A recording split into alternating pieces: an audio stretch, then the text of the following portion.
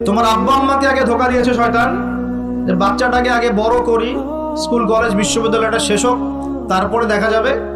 ওই করতে করতে ছেলের বয়স হয়ে গেছে 25-30, এখনো ওযুর মাসআলা জানে না, নামাজের মাসআলাগুলো জানে না, ফরজ ওয়াজিব সুন্নত মুস্তাহাব বোঝে না, আর ইসলামের গভীর জ্ঞান তো অনেক দূরের কথা।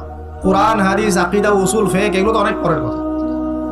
এখন সে দিন শেখার জন্য একটাই মাধ্যম সামনে পায়, ফেসবুক ইউটিউব, ফেসবুক ইউটিউব, বাস দ্যাটস অল।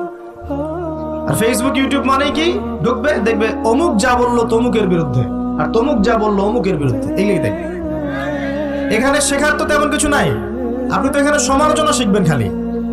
এখানে শিখবেন কিভাবে ওয়াজ মাহফিলে উঠে কাউকে তুচ্ছ তাচ্ছিল্য করতে হয়। আপনি শিখছেন এখানে কিভাবে একজন আরেকজনকে গালি দিচ্ছে, কিভাবে একদল আরেক দলকে গালি দিচ্ছে, কিভাবে এ তার বিরুদ্ধে বলছে, ও তার বিরুদ্ধে, এগুলো তো শিখছেন আপনি। তাহলে সঠিক শিক্ষা পাবেন কোথায়? এখানে ঈমান রিচার্জ করবেন, সঠিক শিক্ষা